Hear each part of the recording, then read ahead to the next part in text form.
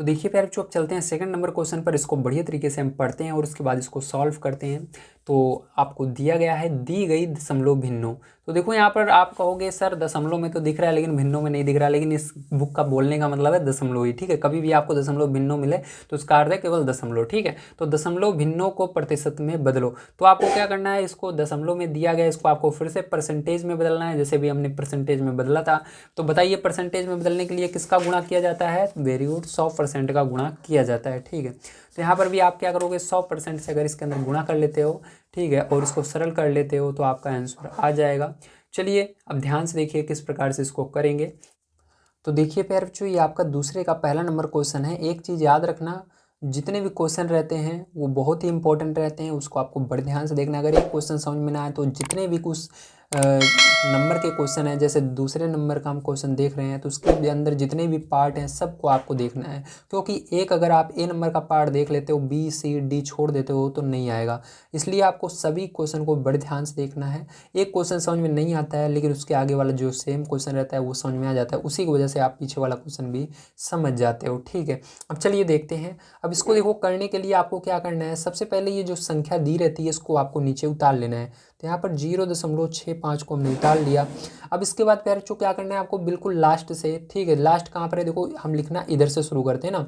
आपको बिल्कुल लास्ट से, मतलब दाएं हाथ की तरफ से, अपने दाहिने हाथ की तरफ से, ठीक है, राइट हैंड साइड से आपको गिनना स्टार्ट करना है। तो यहाँ पर गिनेंगे, देखेंगे दशमलव के इस साइड कितनी संख्याएं हैं। तो देखो 1 2 दो संख्याएं हैं, तो आपको क्या करना है, यहाँ पर दशमलव हटा देना है और बटे लगाना है तुरंत। और उसके बाद एक लिख करके जितनी संख्याएं रहें इधर दशमलव के दाईं तरफ या राइट हैंड साइड, आपको उतने जीरो लगा देने हैं। तो 1 2 दो संख्याएं हैं तो 2 जीरो हमने लगा दिया।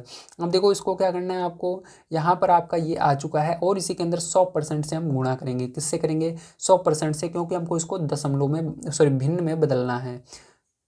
किस में बदलना है? हमको इसको प्रतिशत में बदलना है, सॉरी, प्रतिशत में बदलना है। प्रतिशत में बदलने के लिए हमको क्या करना होता है, 100% से गुणा करना होता है। तो यहाँ पर 100% से गुणा करेंगे। तो यहाँ पर देखिए, जैसे ही आपने यहाँ पर गिन करके 1 2 दो अंक हैं और एक बढ़ा करके 2 जीरो लगाया, वैसे ही यहाँ पर दशमलव हट जाएगा और आपका यहाँ पर 065 बचेगा। तो किसी भी संख्या का आगे जीरो का कोई भी महत्व नहीं रहता। यहाँ पर आपका 65 और यहाँ पर 100 और यहाँ पर गुणे 100%। देखो 100 से 100 क्या होगा, पूरा का पूरा कट जाएगा। आपका यहाँ पर केवल 65 बचेगा और यहाँ पर परसेंट बचेगा। ठीक है, और यही क्या हो जाएगा, आपका करेक्ट आंसर हो जाएगा। चलिए इसके बाद बी नंबर का इसका क्वेश्चन देख लेते हैं, बड़े ध्यान से देखना है। तो बी नंबर का क्वेश्चन आपको दिया गया है, इसके अंदर 2.1, ठीक है, क्या दिया गया है, 2.1 दिया गया है। अब इसके अंदर हम हल लिखेंगे।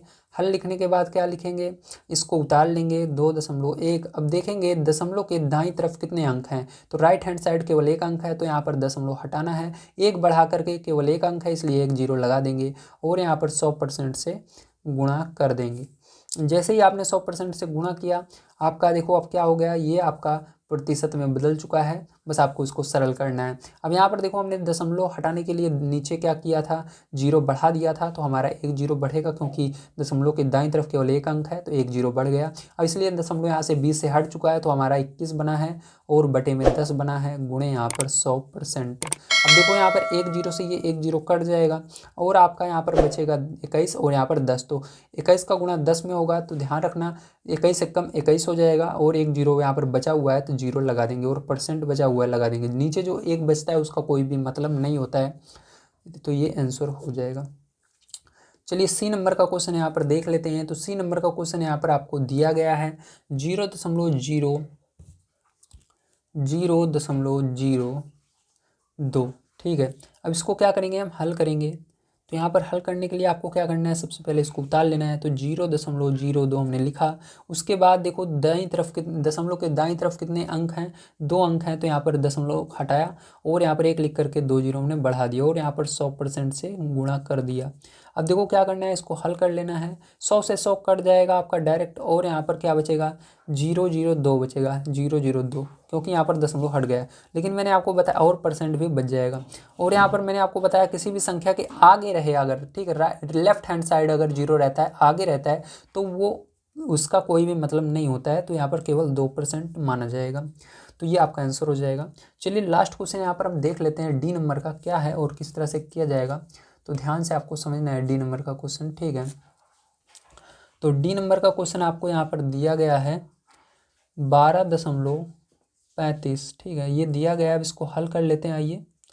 तो यहाँ पर हल लिखेंगे और इसको हल करेंगे, ठीक है। तो क्या करेंगे, यहाँ पर सबसे पहले 12.35 लिखेंगे। उसके बाद देखेंगे दशमलव के दाईं तरफ कितने अंक हैं, तो 2 अंक हैं, 1 2, तो 1 लिख करके 2 जीरो बढ़ा देंगे और यहाँ पर 100% से गुणा कर देंगे, ठीक है। तो 100% से हमने गुणा कर दिया। अब क्या करेंगे, इसके बाद ध्यान से देखना है आपको। अब इसके बाद क्या होगा, यहाँ पर आपका इसके आगे, तो हल यहाँ पर हम कर रहे हैं, ठीक, इसको। तो यहाँ पर देखिए इसके आगे क्या होगा, ध्यान से आपको देखना है। तो इसके आगे आपका यहाँ पर बचेगा 12.35 और 100 से 100 कट जाएगा और यहाँ पर परसेंट लग जाएगा, ठीक है। तो ये हो गया आपका बहुत ही आसान तरीके से। तो यहाँ पर मैंने आपसे को जितने भी क्वेश्चन थे सेकंड नंबर के सब सॉल्व करा दिए।